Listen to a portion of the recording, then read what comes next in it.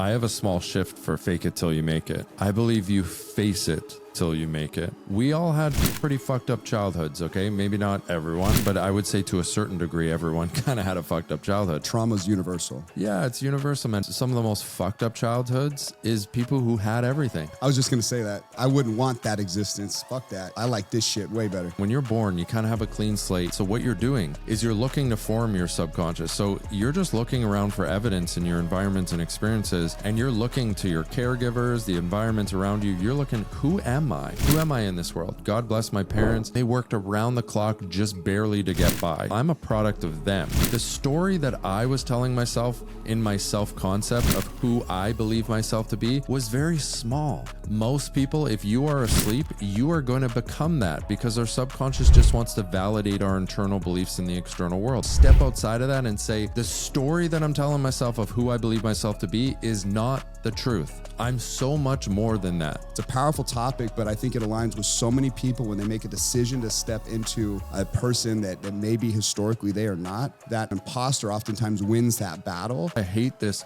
self-love, all this bullshit about you are enough. What do you mean I'm enough? If I believe I'm enough, what's the motivation and catalyst to get me off my fucking couch and actually do something in this world? If you actually love yourself, then prove it.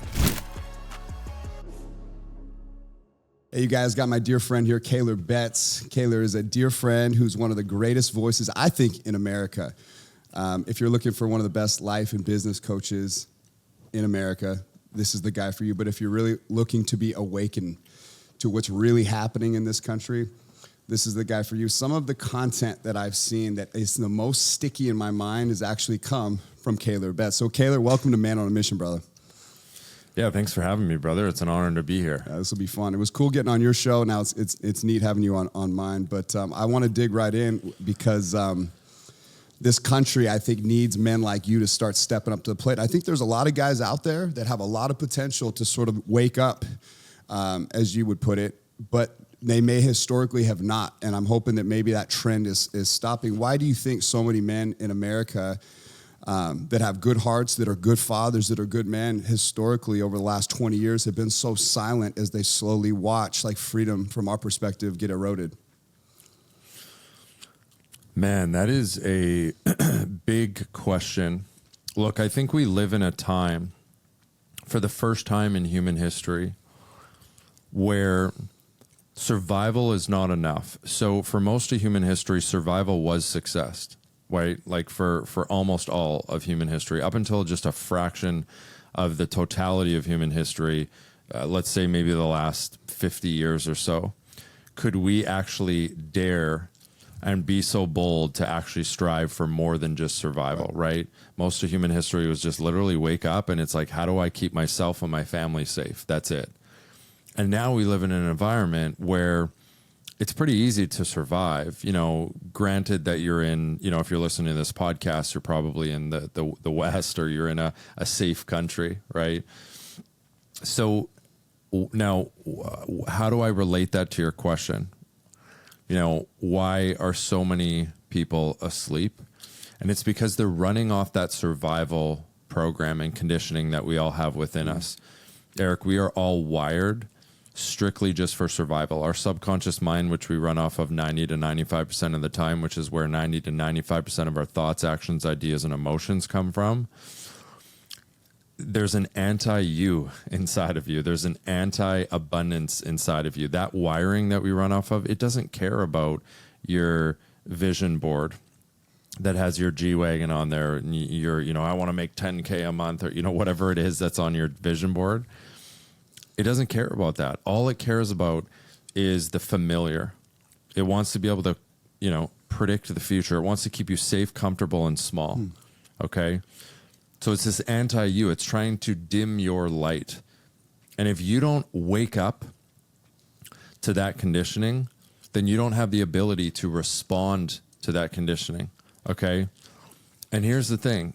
Is there's numerous stages of awakening. Stage one is to understand the enemy in the external world, all your opponents in the external world. This is the government. This is gas prices, inflation. This is the WEF. This is the Bill Gates, the George Soroses. You know, this is all the people that are trying to infringe on your rights and freedoms and has an agenda that doesn't line up with your true freedom. But that's only like 10 to 20% of it. And so many people are stuck in the quote unquote awake community. So many people are just stuck there. Right. They just stop at stage 1. Stage 2 is to awaken to the actual problem, which the only thing that can be a real problem for your freedom is, guess what? You. The only thing that can get in the way is you. So stage 2 of awakening is to awaken to what are the patterns, the internal wiring and conditioning that I'm talking about right now, that anti-you. What are your patterns that are limiting you and keeping you safe, small, and comfortable, that actually would choose a familiar hell over an unfamiliar heaven? Right? Stage 3 of awakening, because that's not enough as well too. We might be aware and awake to the external opponents. We may be aware of the real problem, all those internal patterns and wiring. But if we don't do anything about it, well, then nothing happens. Like Alex Hormozy says, learning doesn't occur unless behavior changes. Right? So stage 3 is to be awake to the actions and the behavior that you need to take to actually get to where you truly want to be and what you truly desire and where your freedom actually lies. So that's stage 3. Stage 4, which, I mean, we can talk about, it's not really my shtick, although I do not want to underestimate its importance. It might be the most important one. I believe it is the most important one. Stage 4 is to awaken to a greater and higher intelligence. That something within you is connected to something greater than you, right? God. So those are the 4 stages of awakening. Now, to just bring it back full circle, the last thing, Eric, when you asked why are so many men and as people in general in this time so asleep, well, it's just how we're wired, man. We're just wired for like just being comfortable, being able to predict the future, because it may not make me happy. Well, your wiring doesn't care about your happiness, but at least I know what I'm going to get. Yeah. That's how your wiring thinks, is it's like, I just want to be able to stay safe, small, and comfortable. That's why I believe so many people are asleep, because it takes courage to wake up to that and then actually fucking do something about it. That was a great answer. Like, you went 4 levels deep where most people can only go 1. And you, I mean, you pushed the boundaries with that answer. You said something that I loved. I have to just highlight it because I think that this is something that will land in a lot of people's hearts. This idea of a familiar hell that is a known thing versus the unfamiliar heaven that could be, but you don't know it.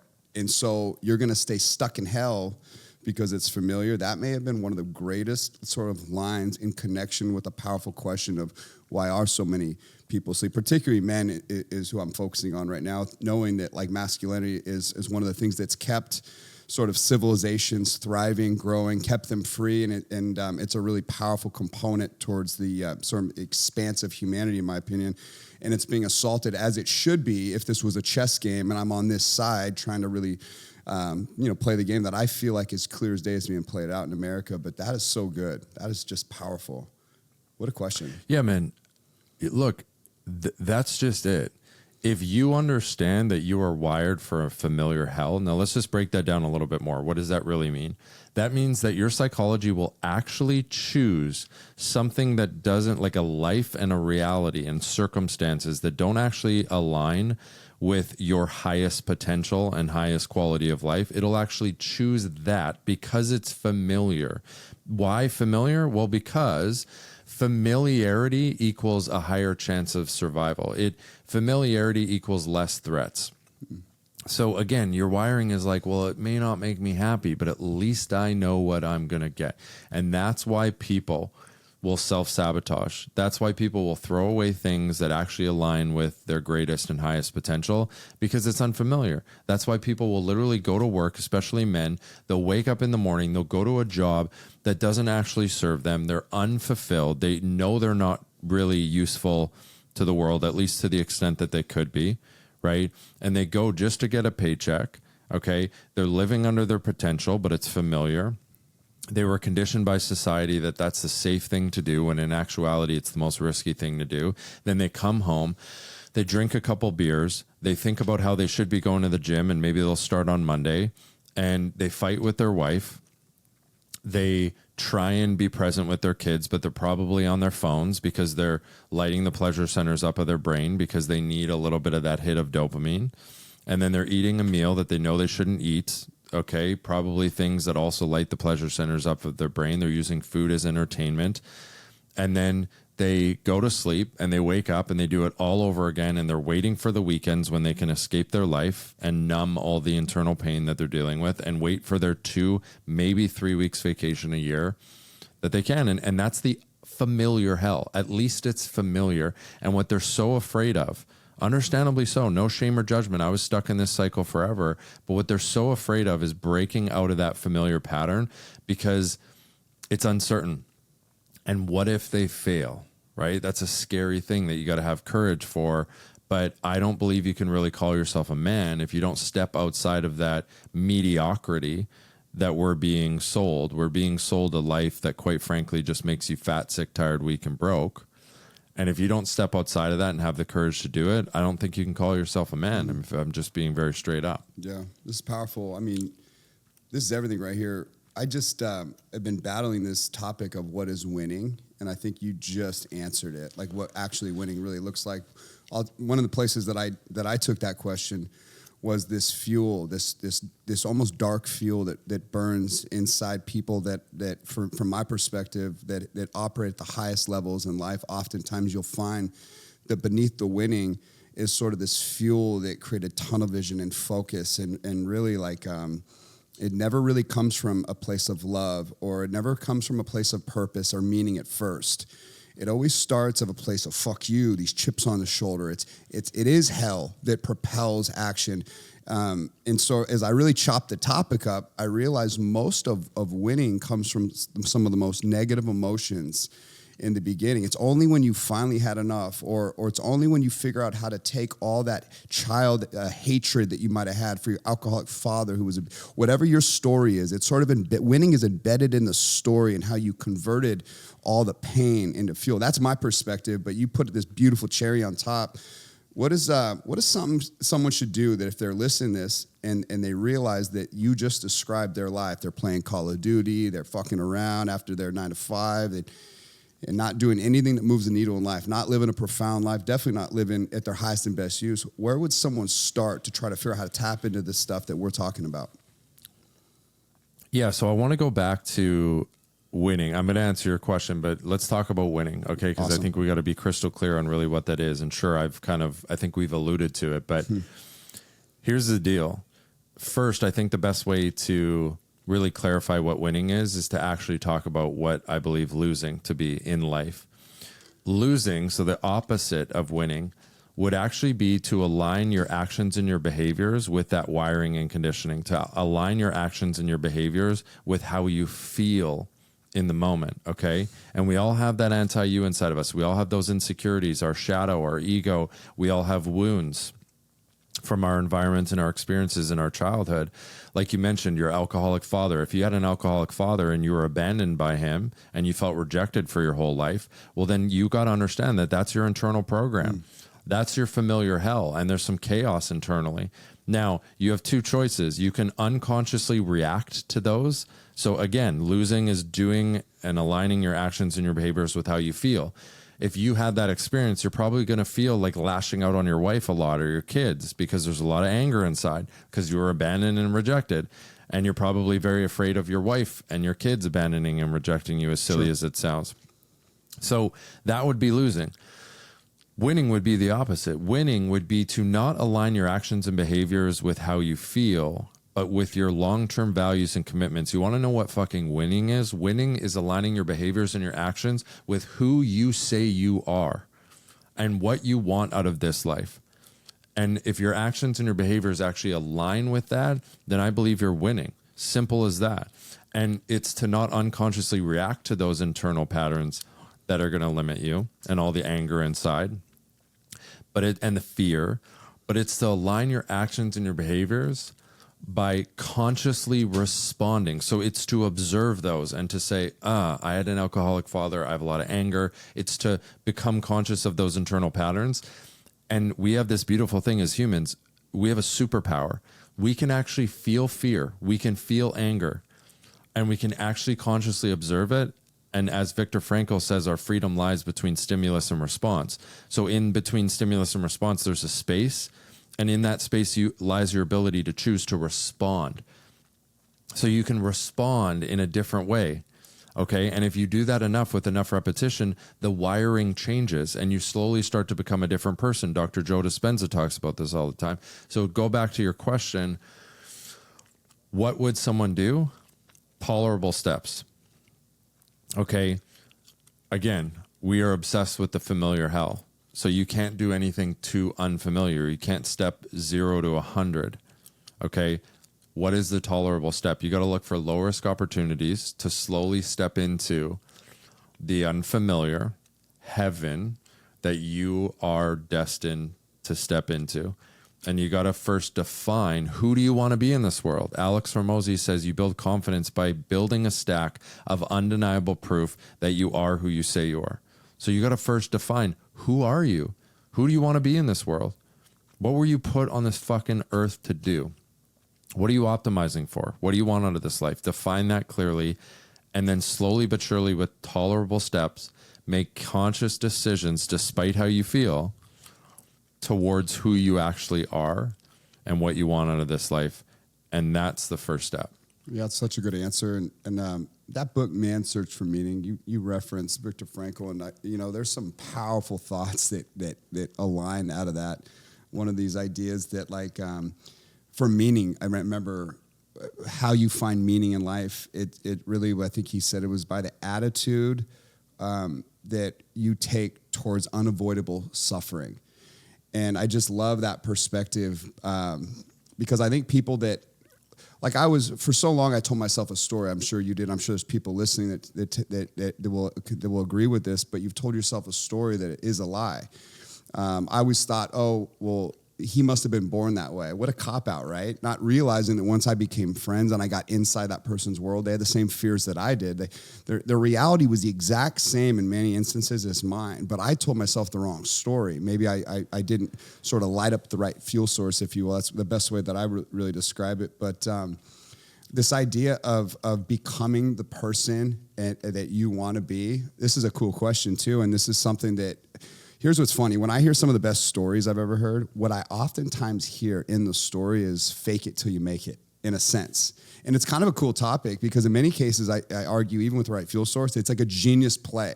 Like, become it before you are it and then just be it forever.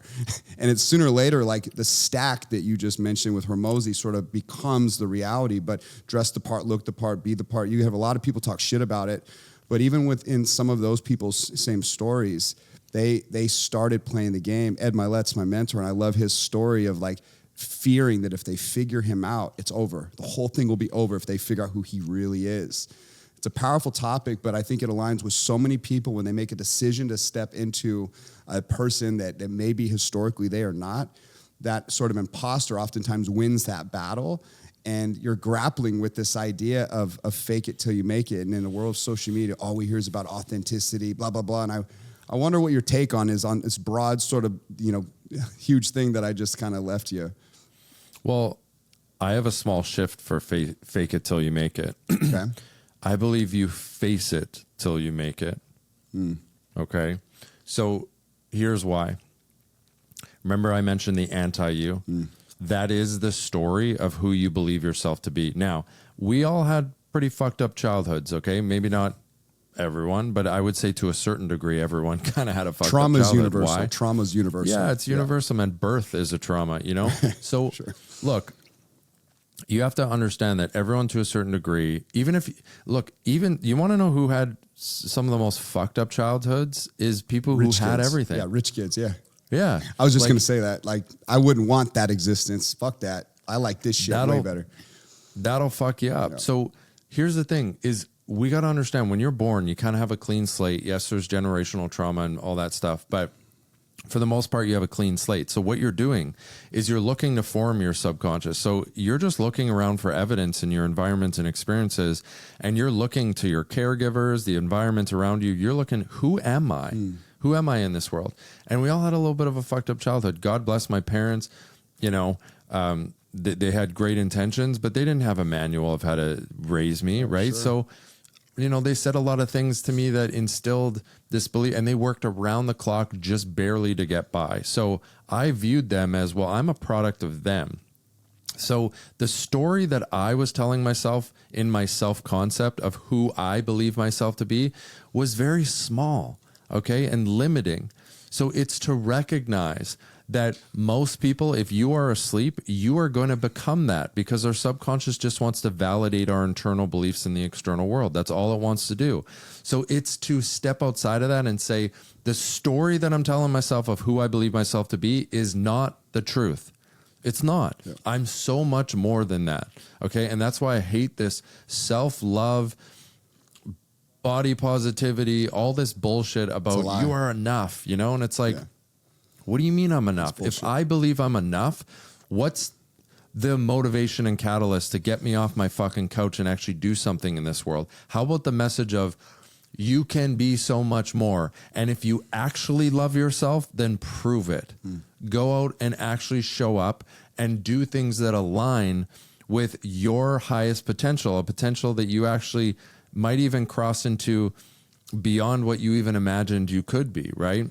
Yeah. That's the message I put out there. And to go back to the face it till you make it, that's what I mean is like, you are going to have to understand that you have this limiting story of who you think you are based on your past experiences, and that you can be so much more. So then you're going to have to face a lot of fears, because you're going to have to step into the unfamiliar. You're going to have to actually break that story and that narrative of who you are, who you believe yourself to be, and step into who you say you are. And then you align your actions and behavior with that. And you're going to have to face a lot of fears. And you know how much self-confidence is on the other side of your greatest fears? In fact, all your freedom right there. lies beyond your greatest fears. I use dragons a lot, like in my brand. I just love like scary dragons, because it's sort of a visual representation I use for, like, if you want the gold, you just got to face the dragon. And there's no gold that has any kind of like value in the world that's worthwhile that doesn't have some big dragon guarding it.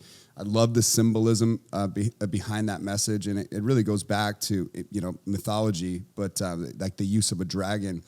Very iconic thought. You want the Princess Peaches, like, well, you're gonna have to fight through Bowser at his castle. You know what I mean? I just love that. So it's one of the ways that sort of I've almost gamified a situation, and this has been effective for me. Maybe it will be for my audience. Maybe you can add to it, but I naturally started doing this when I started winning. And one of the things that I did is I didn't realize I was sort of practicing stoicism. I had no idea what that even was for so many years.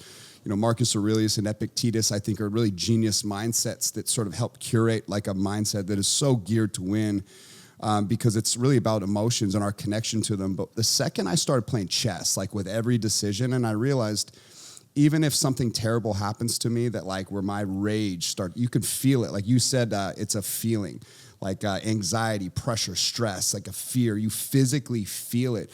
To be able to have a system that you rely on that just becomes like a trigger and pulls you back for just a hot second is, I just need one breath, and I think about a chess table. What ends up happening for me, Kaylor, and for people listening, for me personally, is I instantly am not surprised anymore by the action that just happened against me. In fact, I expect it. Why? Because that's the universe's job, is to fuck me over. Its job is to play a good chess move. And now that it just landed a good one, it almost allows me to like, damn, good move. Like, okay. But you see how all of a sudden the power is in my corner now? It's because you called it earlier. It's my decision. I hope that helps someone out there. I love gamifying life. And all it does in my mind is takes this negative emotions off the table and allows me to play the game. And what I found is some of the biggest catastrophes are littered with 10x opportunities. Some of the greatest gold is in the problem itself. Like, so I almost like embrace failure as part of the game, so that the scar tissue sort of I develop in the process is what one day really is that's the shit that makes you unfuckable with. Been there, done that, seen it all. Now I know how to handle this, that, and the other. But just that simple idea of gamification. I don't know if you have any system or Marcus Aurelius sort of add-ons that you'd want to put there, but I think that will help a lot of people. In fact, I've seen it help a lot of people already. Yeah, the most powerful mental framework to win is to look at challenges and failures and all the adversities of life on a long enough time horizon. Those are just tests, right? Those are really just tests. This is a game, right? And I think people struggle with when I say that sometimes, because when I say it's a game, they almost think that I'm like undermining its weight and importance. Yeah. I'm not saying that at all. No. I'm just saying it's a game in that you're playing their strategy. You either do the right thing or the wrong thing.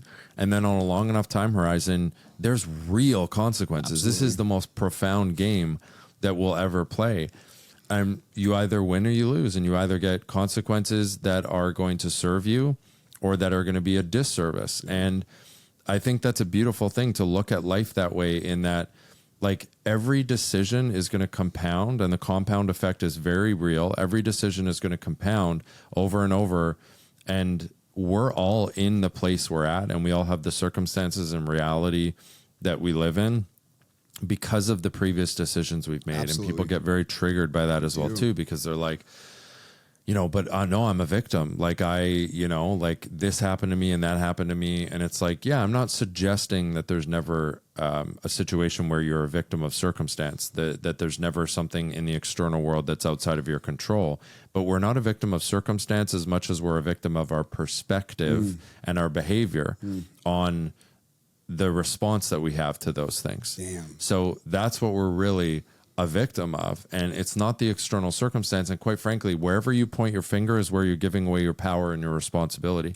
So if you say it's the government's fault, or it's my boss, or inflation, or the WEF, or whatever, you're literally giving away your power, and that makes you weak. And guess what? That's what they actually want, because only the weak can be controlled. So if you don't want to be controlled and you want freedom, then take your fucking power back and realize that the only thing that can get in the way is your perspective and your response to things, right? Going back to Viktor Frankl. Yeah. You talked about authenticity.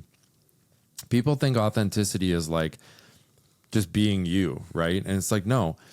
If I was just me, I would probably be that anti-you. I'll give you an example. I have, as many people do, people-pleasing tendencies, right? Like I was conditioned in my childhood to believe that the way in which you get love, care, and attention in this world is to please the people around you. And the more you please the people around you, the more love and care and attention that you get, which is ultimately what we at a deep-seated level want. It's survival, right?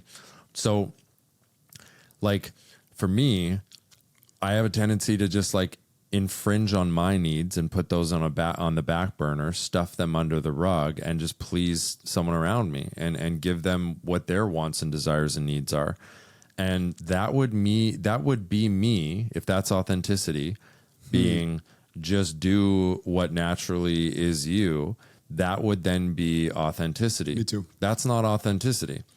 I also, there's the opposite where like one of my values is kindness, right? I want to be kind to people, especially like Uber drivers or people who are, delivering your food. Love if you this. Like be kind even when it's difficult. So if I get in an Uber and he takes the wrong turn and I'm a little bit behind, everything inside of me that naturally comes up will want me to yell at him. God damn it. Yeah.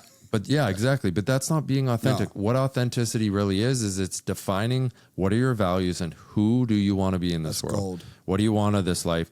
And then aligning with it. Yeah. That's authenticity. Yeah. Okay. So authenticity in that moment when I'm in the Uber would be to understand my natural inclination to yell at this guy or get mad, and to consciously recognize that that would be going against who I say I am and what my values are. And it would actually be the authentic choice to instead, as hard as it is, to emotionally regulate through that situation and to actually still be kind and recognize that it's not that fucking big of a deal if I'm a few minutes late. Right. You know what? I mean, you're covering so much gold right here that is like some of the most effective, like winning small moments is everything in life, and they compound over a day, a week, a month, a year, a lifetime. Your outcomes, even in a year, with winning small moments in the cab. Like, man, what's funny is like who I've become, even in my own story, is I make my bed when I leave a hotel room. Now, I don't expect everyone else. I don't look down if you don't, but I've created this standard in my mind that is just like, I want to show respect. I always leave a note, a loving note, and a $20 bill. Like, it's just like, I know you're doing this job and I'm a messy fuck. And like, let me show you I care. It's a standard. But you know how like when you become it and it becomes something that's a non-negotiable, you end up feeling good as a human over it. I'm almost like correcting my wrongs from my childhood. And it's just a cool thing to get to this place in life. But these are all decisions, but it's more than that. You just tapped into it. In my mind, it's the power of feeling the emotion and going the direction that you want, like setting the sail the direction you want, regardless of which way the wind is coming. That is a hard thing for most people to do. And in fact, many times we still fail with great intentions. We still may fail, but it's being able to course correct as quick as possible in the next moment and not letting this moment trickle down into 10 more. But it's all emotions. It's this emotional regulation of like whatever is authentic. Yeah, I think you tapped into that so good. And you said something that I just think it was gold. It says you said the victim of perspective. That was one of the most powerful sort of, you may have phrased it a little differently, but sort of like you're a victim to your perspective is a much better way to describe the reality of someone's actual situation than being the victim of their circumstance. You can't say a better word than that. And I have to give this tip that is golden. It may be morbid to many people. I put death into almost every profound decision, including waking up in the morning. When I get out of bed, I literally think about my coffin. And it was a habit that used to be almost unhealthy when my grandma died. Like I might have even talked about it with you on your podcast. But what's happened in my mind is it shifted perspective from the start of the day. And I look at my wife differently. She has a completely different glow when I think about death. Her dying, what if she died? Everything changes when you can force yourself into a new perspective, and problems get smaller, they get funnier even, they get weak. The ones that have power over you often are not the big ones. A lot of times they're the small little ones. And again, like if you could bring death into every single powerful decision, it changes the outcome. It changes how you communicate. It changes the frequency, the energy. And bro, I might just hug you and just hold that hug a little longer. Kaylor, if I'm in your presence and I'm like, man, this is a good man. What if he's going to get hit by a car tomorrow and not make it? Just dumb shit. Like it allows me to be where my feet are in the moment, and I bleed harder. It served me so well, and death has been one of the greatest gifts to my life, and at first it was one of the greatest detriments, and I would argue it led me to some of the greatest people I've ever met, and it led me to God himself. It actually was the connection to God that might have been missing most of my life. Well, how many people are just not showing up? Like they've never shown up for themselves before. Yeah. Because they don't meditate on their death. I mean, this is a very stoic principle, right? No. Memento mori, right? So it's like, right. If we all had and there's books on this about how a near-death experience changes you, right? Or at least it should, right? Anyone in their right mind, because it puts things into perspective. One of the best frameworks of how to make really good decisions to me is the rocking chair strategy, where you just, if you're faced with a tough decision or even just a smaller decision, but you're a little bit torn on it, just picture yourself on a rocking chair at 95 years old and the end is almost near. And it's like, what would that version of you who has way more perspective on what is important and really knows, what decision you should make, what would they say about the decision? It's as simple as that. Yes. I mean, and I can't tell you how many times I've made a very quick decision, undeniably, like unwaveringly, undoubtedly, just been like, oh yeah, like of course they would tell me to do this, right? And then you go and you make that decision. Sure, that's so good. Yeah, it really is. And look, to go back to the little things. So you know how many people are walking around and they don't know why they don't have confidence, and I'll ask them like, and not from a place of judgment because I ain't perfect either, but like, it's like, is your house clean? Is your car clean? Like, are you hitting the gym every day? Like, especially like a man, like, do you have belly fat? Do you got a beer belly? So hold on, you're sitting in front of me and you're saying, I wonder why I don't have confidence, and you aren't in the best fucking shape of your life. And by the way, you control that 100%. This is where I trigger men. Oh, but Kaylor, I got 3 jobs. I'm providing for my family, and I literally will post about this stuff, and people will say, "But what about inflation?" And it's like, sorry, you're blaming inflation. Yeah, because then I got to work 3 jobs. I don't have time to work out. No. You can't afford to not be in the best shape of your life right now. Agreed. Okay, go get a 6-pack, or go get in the best shape of your life, and then come back to me and tell me you don't have more confidence. How's your house? Is it clean? Do you floss your teeth? Do you brush your teeth before you go to bed? For the longest time, I struggled to brush my teeth before I went to bed. Okay. I knew in my head that was, and it sounds so silly, right? But I struggled for so long to brush my teeth before I went to bed because it's just like, for some reason, I was just tired. I would lay on the couch and I would negotiate with myself. Should I not? Sure. Until I realized that all those little things that sound so silly, and people are going to attack me on this, like, oh, here's another, personal growth guru telling me that me brushing my teeth is going to build me confidence. Well, if that's your take on it, like, and you don't think those things matter or they add up, then keep going down that direction and let me know how it works for you. But look at how's your bank account, right? Are you doing things that will create wealth mentally, physically, emotionally, spiritually, and financially in your life? Like, are you showing up for yourself and building a stack of undeniable proof that you are who you say you are, or are you not? Look at all these little things and then stop wondering why you don't have confidence. You don't have confidence because you're not showing up. So good. Yeah. Listen, if anyone's listening to this and you can't find gold out of what Kaylor's saying right now, like, you don't want it. Like, you don't want to hear this. And that's probably the reason. But if you're just a little bit open to advancing your position in life, this is actually how it happens. We all think that it's some magical piece of information that's going to make us rich. No, it's all the stuff that Kaylor's talking about compounded over a lifetime. It's really setting your focus and on all the little details that sort of gear you to be a person that I would trust. Actually, no. That a person that has opportunity to give would trust. And that is really important. People miss this. And before I hit this next point, because you teed it up so beautifully, I want to slip in one more lesson that I think is such an alignment with what you're talking about. And that is just reframing the problem quickly, fast. Like, take yourself out of the equation because you're not that smart and you make bad decisions and your track record shows that you're not worth listening to. So reframe the anxiety, reframe the stress, reframe the position with the dragon and say, well, what would Brave do right now? I just put it like to that. Brave has a totally different answer than I do. What would Courage do? How does Courage handle this problem? Like, these are like simple ways to sort of like get out of your own way. So I call it bold, courageous, consistent action. It's BCCA. Those are the building blocks of winning, just like BCAAs, the building blocks of muscle. But what would bold do? What would courage do? What would consistency do? And what would action do? How would action solve this paralyzing thought? That simple framework, as simple as it is, BCCA, can absolutely change your life because it will change small moments. It'll change the outcomes in real time. So I wanted to just leave that because I thought it teed up so perfectly with what you just said, Kaylor. But where I was hoping to lead was this idea of proximity to power, proximity to people that are like you, proximity to people that have overcome the hump of sort of letting their emotions make decisions in their life, being able to control the controllables in such a beautiful way that allows for momentum to start showing up in someone's life. And again, like that, even that last sort of framework of bold, courageous, consistent action, like as that shows up for you, likely what's happening is now you are attracting that right back. You're attracting the people that operate their lives that way. I'll tee it up like this.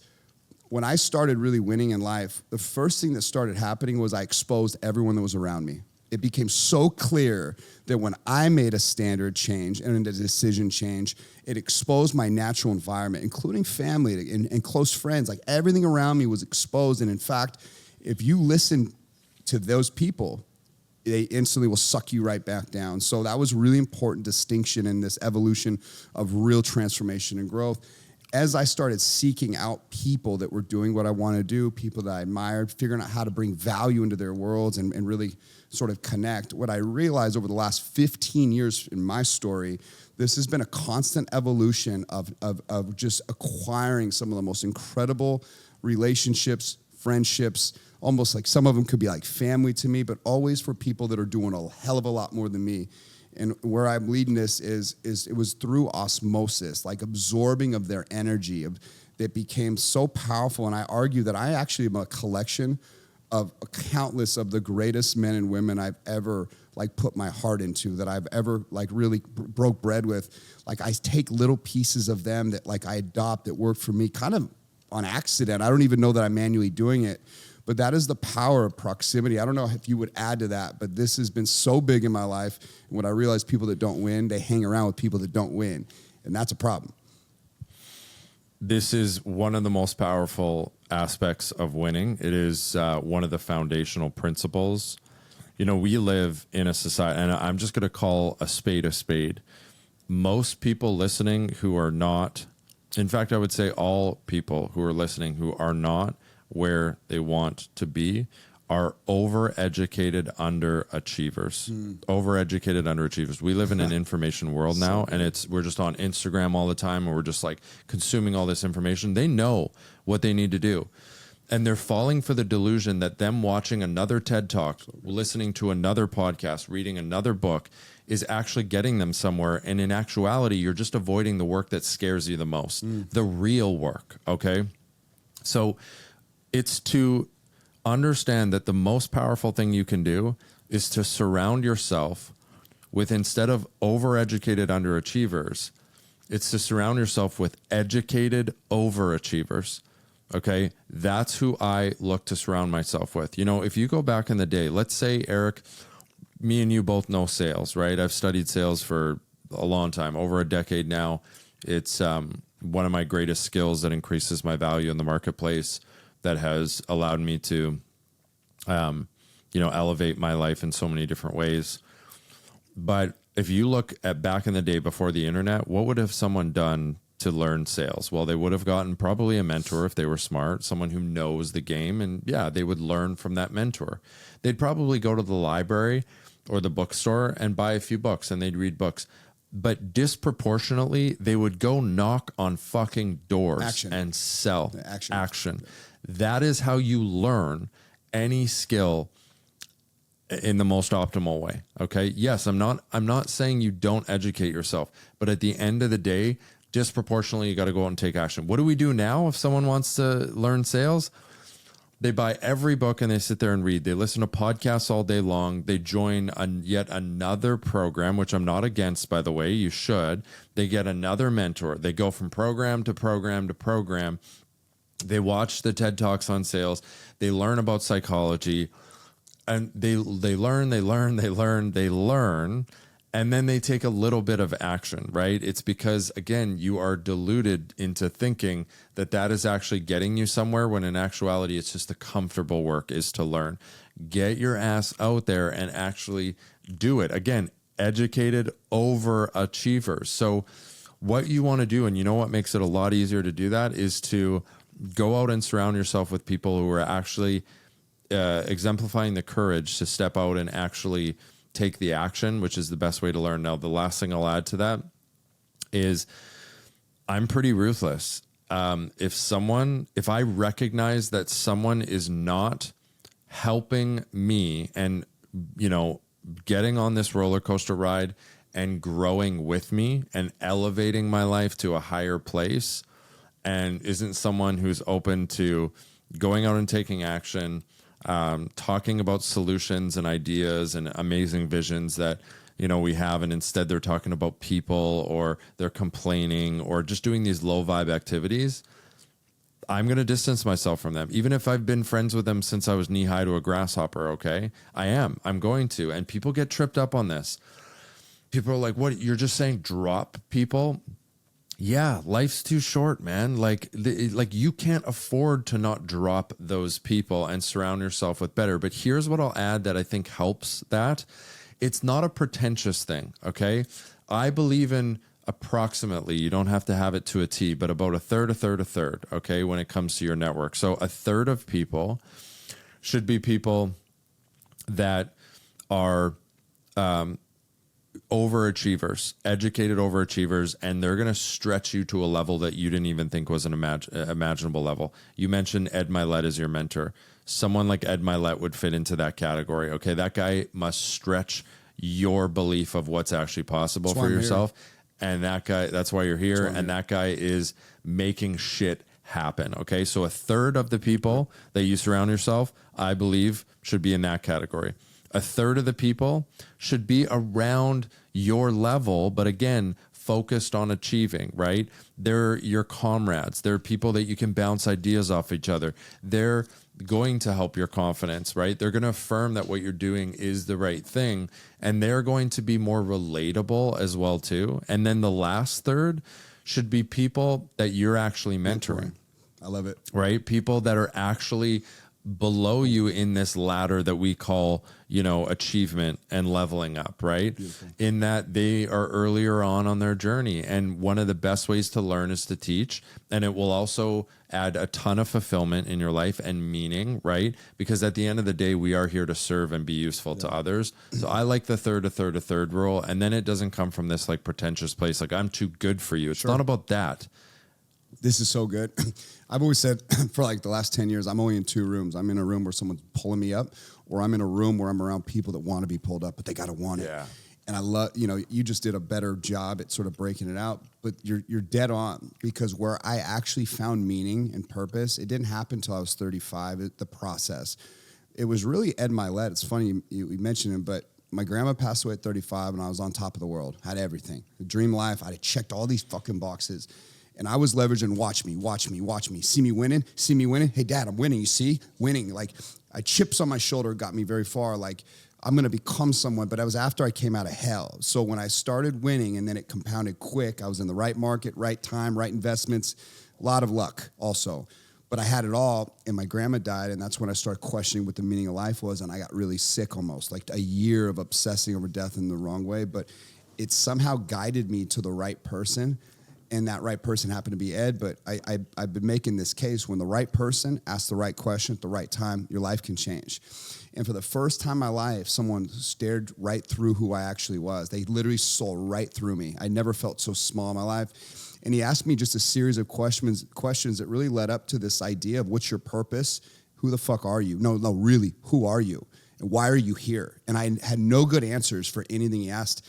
At that point in my life, I wasn't living in the light. I was too scared of it. I told myself a weird story about that. I had all these things, and he was the one that says, no, you're not. I'm not going to challenge you to do this. You are going to do this. You're going to do this for the rest of your life. You're too talented. You have too much heart. You have too much soul. You are going to do this. Like, it was such a forceful thing, and I'm glad he did it, because when I started stepping in the light, that was that piece that I was always missing. I slowly started finding purpose. I slowly started revealing the racket that I've been running my whole life, and I started fully being proud of who I was, because I realized this is where my highest and best use actually is out there helping people. And actually, instead of being mad at the TV, it's actually doing something about it, and it's really given me such a peace in my heart that I've never had. Very powerful, I think, in my story, sort of how purpose entered and why it entered, and where peace actually entered. Like, true peace is I think something that's really powerful, but it didn't start out that way. I just love sort of the evolution of man, and if you study it, it's really powerful. But now, Kaylor, someone can come, get in my world, invest in my world, be near me, and I would argue that, or your world, I would argue those could be some of the best investments for a young person that's hungry, that is wanting to skip steps. But I will argue, just like you said, it's not the information. If they hold your cell phones up, everyone listening right now, hold this up. You have the entire world in your hand. Every piece of information that's ever been collected since the beginning of mankind is right in your palm of your hands. You know how lucky we are to have access to this kind of resource? This is like God in your hand in a sense. And so why are people losing so bad? And the crazy part, Kaylor, to sort of back all this up, is the statistics don't lie. Right now in America, 2/3 of Americans couldn't come up with $1,000 if their life depended on it. Like, the mindset of this country is wretched. I just saw this on Fox Business the other morning. It said that 60% of Gen Zers think that they'll never be able to afford a house in their entire life. That's mindset. Who is teaching these people? What is happening to children? And then even worse, CDC statistics of all places shows the health of teenage girls in this country, and it makes my heart sick. I have 2 teenage nieces that I adore. And the amount of suicide, the amount of thoughts of suicide, the amount of depression, the amount of children that are planning suicide, like, the depths of this, the numbers would make you mad. They would make you sick to your stomach. And so the more profound question that maybe we can wrap this up with is, like, why is this happening? Like, what is the incentive from the powers above at that sort of that first tier that you mentioned? Like, why are they so destructive at really, I think, going after sort of innocence in a way that I never thought I'd see in my life? I believe it's because everything we've talked about in this conversation, not to suggest that we don't have shortcomings or flaws, or that I don't have blind spots. I'm not saying I have all the answers, but everything we've talked about in this episode, Eric, is very fundamental to winning, and it's pretty basic stuff. But you want to know why we're in this position, why children are in such a very scary place, and it's so unfortunate as well too. It makes me so incredibly sad to think about, is just because the establishments, the media, the government, just society in general would be offended by most of what we just said. They would. Like, we're talking about like ditching people that don't lift you higher. We're talking about, unraveling the story of who you believe yourself to be and actually show up and like, to not just sit around and hold hands and sing Kumbaya all day long, and to not play it small, to not go get the safe job that you think is so safe, but in actuality is actually the biggest risk. Like, people will just be offended by that. Like, I look at someone like, look, not to make this political, but like someone like a Kamala Harris who, could potentially be the leader of America, the commander in chief. Mm-hmm. And I look at someone like her and, no kids, right? Tiptoes around feelings. Everything is about feelings. We just talked about how winning is actually to be able to not be driven by your feelings. Now, it's not that emotions don't matter. Okay, one of my favorite quotes is, just because your feelings are valid, it doesn't mean they should dictate your behavior. That's what it all comes down to.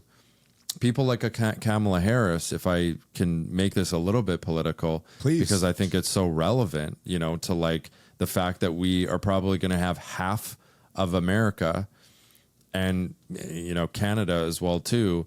We got Justin Trudeau. Like, half of our countries are listening to these people and getting sold that you should actually make decisions based off your feelings. And instead, what I say is, your feelings are valid. Acknowledge them, create space for them, hold them, but do not let them drive you all the time. Okay? When you're having a heart-to-heart with your friend, yeah, okay, you can let your emotions drive you, right? You said that if you were to see me and we were in a special moment, you'd probably hold on to me a little longer and hug it out. That's also part of being a man, is to actually be able to hold space for emotions and not be afraid to express them.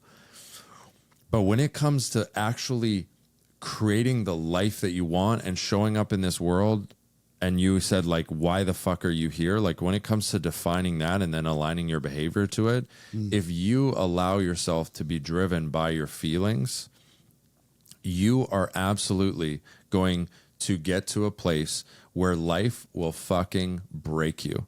Okay? Truly, I believe the difference between, some of these people who have achieved a lot of success. You look at like an Ed Milet or Donald Trump, let's say. Could you imagine what these guys have to go through on a daily basis?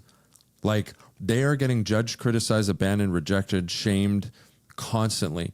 They have fires in their businesses. They're waking up one day and they just lost $10 million because of, a stock that went down or something, like, or a piece of real estate that they have, or, whatever, like lawsuits, character assassination, like literally a hit on their life. Like, Trump literally became within like half an inch of actually having his life end, like, can you just imagine what these guys go through?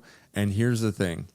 The difference between people who actually show up and actually are aligning their behavior with why the fuck they're really here, the difference between them and people who are asleep and not getting what they want and losing in life, difference is that they've shown up for themselves for so long that they can handle an amount of adversity and stress that would break the average person. Now, they're not any different. I honestly don't believe Ed Milet is any different. I know Ed Milet's story. He talks about how he was so broke that one day they couldn't even shower because their water got turned off, right? And he was with his now same wife that he has right now. Like, I know a little bit about his story. Ed Milet was not always a rock star, but one day he made the decision to align his behavior with being a rock star, and that takes courage. And then slowly but surely, with enough repetition, he did that. And then he got enough evidence that made him build the resilience to be able to handle an amount of stress and adversity that life inevitably throws at you that would break most people. So to go back to your question, why are our children in such a dangerous place? Because they're being sold a lie, a lot of lies. And the lie is that they should do all the opposite of what we're saying in this episode.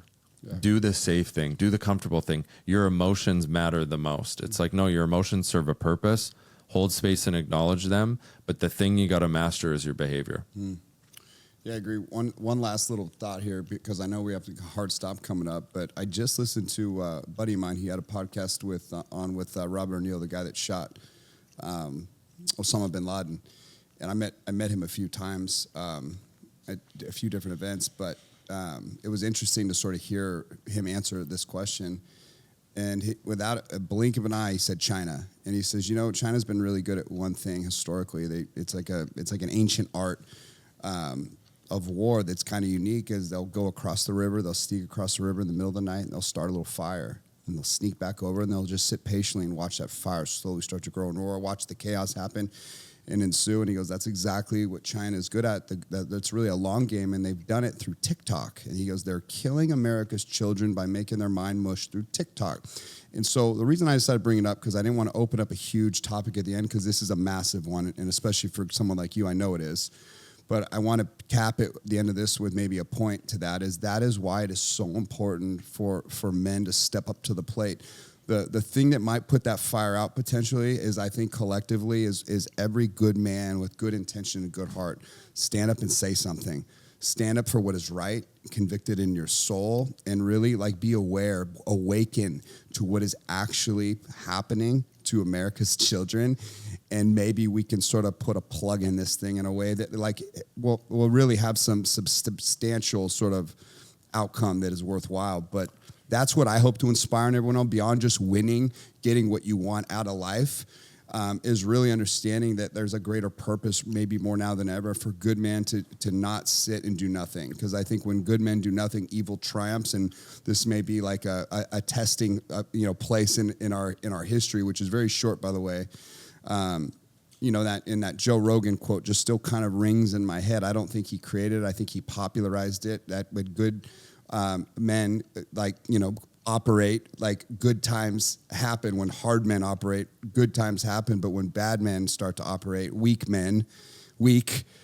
bad times start to happen. And if we're there, maybe we can all align right now our forces. And if you can wake that up in people, Kaylor, which I think you're doing, that's incredible. I too want to wake that up in people. And I challenge any listeners to wake that up in people. Any influence that you have, any power that you have, now's the time to really step up to the plate. And I hope people feel this message. Well, and just to add to that, you're bang on with that. Here's the deal. If I was king of the world and I was evil and I wanted to make the population weak, particularly men, I would focus on men. Because those are the ones that can revolt exactly. the strongest and they're most aggressively. So what I would do is I would make them weak by selling them the fact that they can be women and that masculinity is evil. I would take away their meat. I would tell them that working out is a far right extreme ideology. All that, yeah. I would make them think that I'm the enemy, so that they point their finger and give their power to me, and then they give up their responsibility. I would get them to also believe that their neighbor is the enemy as well, too, so they just sit around and fight with their enemy. I would also give them something. You mentioned China. I would give them something at their fingertips that just lights the pleasure centers up of their brain, nonstop, and actually is meaningless, okay, but really over time, doesn't fulfill them or make them stronger. And I would also encourage a comfortable lifestyle. I would discourage them from taking risk, and I would just simply get them to depend on me. So I would want them to accept money from me and handouts and checks, because that's a crutch, and that makes them even more weak as well too. I could go on, but it sounds kind of familiar, doesn't it? No, it does. Get them to hate their country. Get them to question the true nature of history and the progression of real freedom. All that. It's also profound, and at the same time, let's go after these kids too, which are the future voters of this country. Let's kind of enslave these young mindsets, get them to hate their country, and get them to really disalign from their parents. There's a lot of weird stuff going on right now, man. I'm glad there's courage and more people are stepping up to the plate. And I feel I've been called to it. I know you're called to it. And I hope more people out there feel called to this. They're going to step up and try to make that voice and that power of what they offer the world like felt. Thanks, Eric. I have such a fun time jamming with you. And if we honestly just with this episode, if we even just maybe touch like one person, I'm sure there'll be more, but even just one person, if this kind of is the nuggets that allow them to change the trajectory of their lives. I mean, This is why I do this, Huge. man. Like, yeah, listen, when you have ownership and leverage in life, you have a little bit of power, and we want you to get to the highest levels of power in life so that you can use that power for good. Because if you don't have real power, it's really going to hard for you to make a dent. Although even a little helps, but the more you have, the more profound your mark on the world can be. And so that should be an incentive enough to get really powerful in life, get really financially secure, get really wealthy, so that you can go out and have really powerful influence on the world.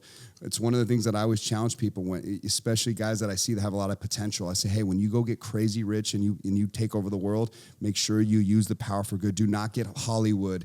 Do not lose sight of what matters. Do not lose sight of God. Like, make sure you stay humble, stay grounded, and use that power for good. Make sure you enter the gates of heaven correct. And that's my message.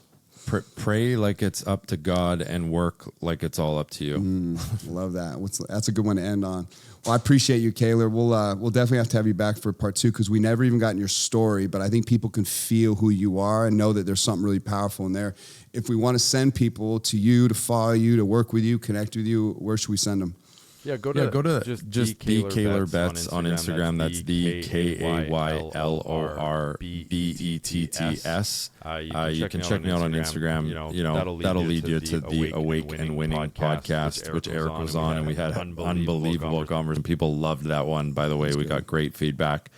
So yeah, that's where people can check me out. Amazing. Grateful for you, man. So for you guests out there that are watching the show, please like the show. This thing can't grow. Our message can't spread if you guys don't help us. So thank you for listening. Go follow Kaylor and make sure you like, share, and subscribe to the show. We'll see you next time. Thank you.